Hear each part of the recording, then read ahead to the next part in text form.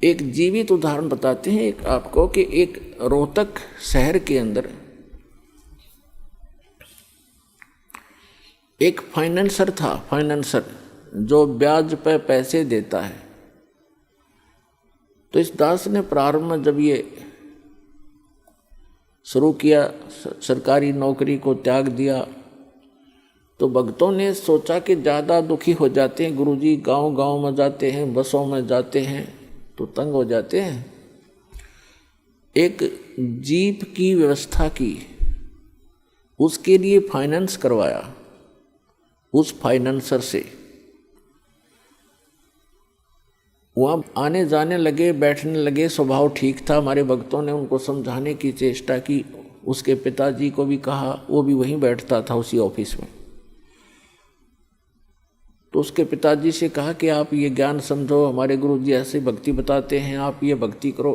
तो वो उनके पिताजी कहने लगे कि भाई आज मेरे घर में जो सुख है शायद किसी को होगा, और मैंने गुरु भी बना रखा है, और हम श्री राम, श्री कृष्ण और श्री शंकर भगवान, श्री विष्णु भगवान और दुर्गा माता आदि की पूजा करते हैं। अरे इन्होंने हमारे सारे ठाठ कर रखे। वो प्रॉपर्टी डीलर का काम भी करता था, फाइनेंसर का भी काम करता था, खूब बढ़िया काम चल रहा था, अच्छी कोठी बना रखी थी।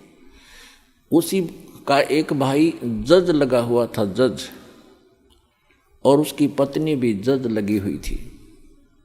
तो वो बुजुर्ग कहता है, उनका पिताजी कह रहे हैं कि आज मेरे घर में जो सुख है शायद ही किसी को होगा।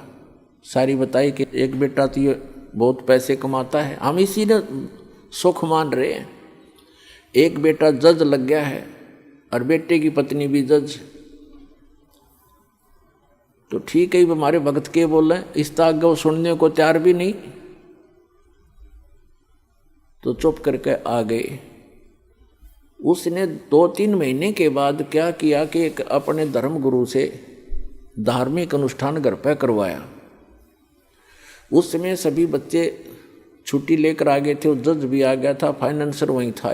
तो जो उनके गुरुजी ने जो क्रिया करी थी, उसके बचे हुए फूल, जो फूल फाल चढ़ाते हैं, माला डालते हैं, कुछ हवन किया होगा, उसकी राख बच गई थी, उसको जल प्रवाहित करने की आज्ञा दी उसके गुरुजी ने।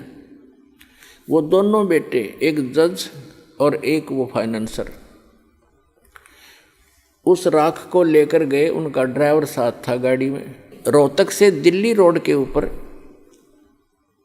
एक JLN बोल रहे हैं उसको, जवाहरलाल नेहरू कैनाल, बहुत भारा, बड़ी गहरी वहाँ से चलती है, बह रही थी। उस पे जाके उन दोनों ने पटड़ी पर गाड़ी चढ़ाई। ड्राइवर ने गाड़ी रोकी, दोनों उतर के उन्होंने वो जो भी थैला सामग्री थी वो ऐसे खाली कर दी जल में। वो जल में नहीं गई, उस कैनाल के उस नहर की पटड़ी ज़्यादा टेढ़ी थी ऐसे, तो वो ऐसे गिर गई ऊपर ने। तो उन्होंने, एक भाई ने हाथ पकड़ लिया, एक कहने लगा मेरा हाथ पकड़, मैं नीचे जाके इनको जल में सरका देता हूँ, बहा देता हूँ। तो एक का ऊपर हाथ पकड़े था, वो नीचे जा रहा था भारी, तो वो नीचे वाला भी तगड़ा था, तो उसका पैर रिपट गया क्योंकि काई लगी हुई थी। और साथ में उसका भाई हाथ पकड़ रहा था, वो भी साथ आ गया क्योंकि उसने और मजबूती से पकड़ा। जब गिरने लगा तो वो भी नीचे गिर गया। दोनों उस नहर में गिर कर डूब कर मर गए। तीसरे दिन लाश पाई उनकी। पुण्यात्माओं, परमात्मा कहते हैं कि झूठे सुख को सुख कहे ये मान रहा मनमोद, ये सकल चबीना काल का कुछ मुख में कुछ गोद। आज उस बूढ़े के घर में जो कहर था शायद किसी के घर में होगा, जहाँ वो ये सोच रहा था कि जो सुख आज मुझे शायद किसी को होगा। जब तक हम उस परम पिता की शरण ग्रहण नहीं करेंगे, और जो साधनाएं हम करते हैं उससे हम मान बैठे हैं कि ये साधना से मुझे लाभ हो रहा है, कहाँ गई उसकी साधना? वो कहर टूट गया उस घर पे।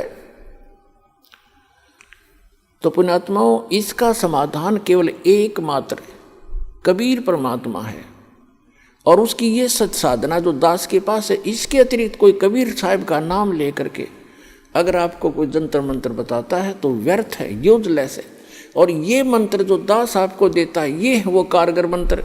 और इन मंत्रों को, इस साधना को यदि इस दास से प्राप्त करके कोई नीच व्यक्ति स्वयं बनकर संत इनको आगे दान करता है तो वो भी महा दुश्मन है इस मानव समाज का, क्योंकि वो अधिकारी नहीं है। अधिकारी के बिना ये मर्यादा इस भगवान की, अधिकारी के बगैर ये मार्ग चलेगा नहीं।